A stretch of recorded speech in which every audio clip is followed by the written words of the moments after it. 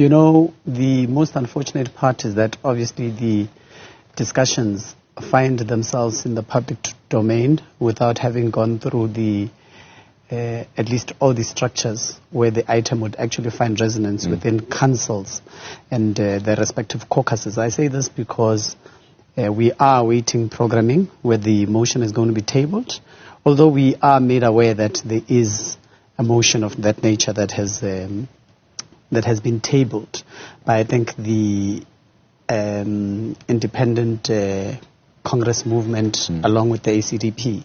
And in majority, all the concerns that they raise in their own motions have been consistently raised by the EFF itself. You know, the issue of how the particular mayor specifically, in terms of procedures, processes and procedures are not followed through in terms of the finances of the city. You know, the EFF had at one stage taken over the finances of the city, and we did extremely well, you know, even though we were met with a lot of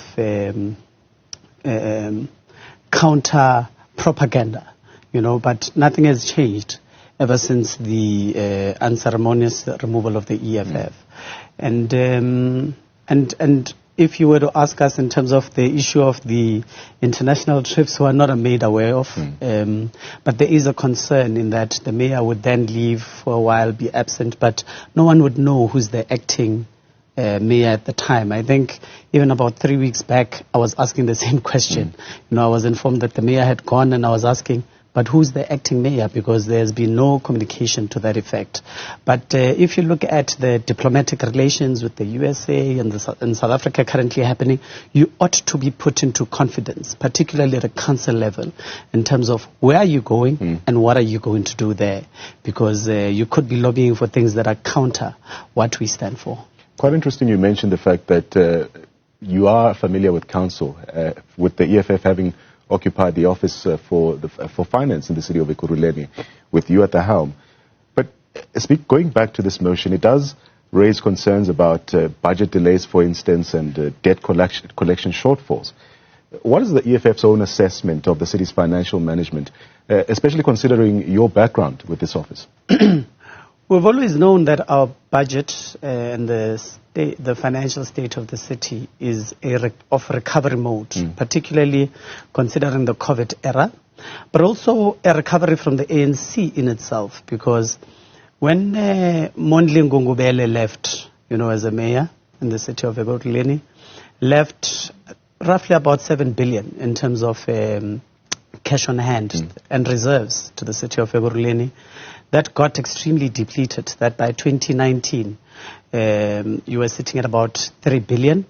Today, it's very difficult to even build up a cash reserve in the city of Ekurhuleni because we've got too many expenses. We pay too much in terms of contracted services such as waste collection, cleaning, security, and even to a certain extent, when the EFF took over, we had to cut off on some of those contracted services such as waste collection, cleaning, security, and even to a certain extent, when the EFF took over, we had to cut off on some of those contracted services such as grass cutting, you know, and also even introduce motions on insourcing of cleaning and security guards. And now I think the security tender is sitting at 50% in terms of capacity, while the other 50% is actually insourced, and we're internalizing that service, you know. So those are just some of the things that we find problematic. Obviously, revenue collection has always been a big problem, but during the 2023 era, we had raised that to about 17 billion rand through the introduction of technology that can monitor, you know, things like your meters remotely, and where there are problems, we're able to troubleshoot from a distance and be able to take corrective measures so that we can ensure that there's enough and sustainable revenue collection.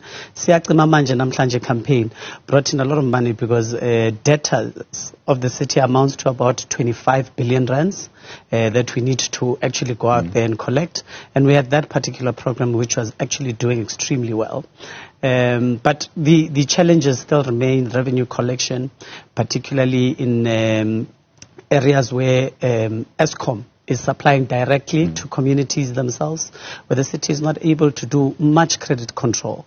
But those are all some of the troubleshootings that we identified as the EFF, and we had resolutions in terms of what must happen, and we keep informing and giving our opinion to council and to the leadership, because we do form part of governance in Ekurhuleni, where we're able to at least sponsor some of the things that we think can be advanced. Mr. Dunga, while we have this conversation, we've also heard concerns about Ekurhuleni residents having expressed frustrations when it comes to service delivery in the city. What key budget priorities does the EFF then believe should be addressed to improve the situation? Roads and stormwater. You know, when it is raining, central district areas such as Germiston, Boksburg are no-go areas, because stormwater facilities or stormwater infrastructure has been blocked for the longest of times, and there's extreme levels of flooding that then takes place. So that should be a priority. We also have a lot of potholes that go unfilled for a very long time. The state of our roads is extremely bad.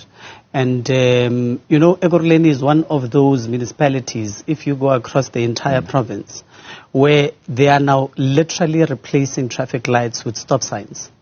We're regressing from what we've had, you know. And we can allocate, a budget for each four-way stop intersection would cost roughly between 300 to 900,000, depending on the technology that you'd want to put up in those places.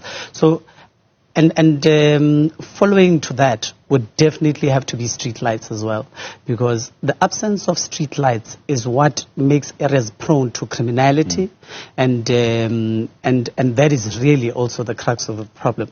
You know, one of the biggest challenges that we had and continuously have was the prioritization in terms of the budget in itself, where we felt that there should be a lot of money that is brought into fleet management, because the Department of Transport has literally collapsed in the city of Ekurhuleni, and it's at the center of service delivery components.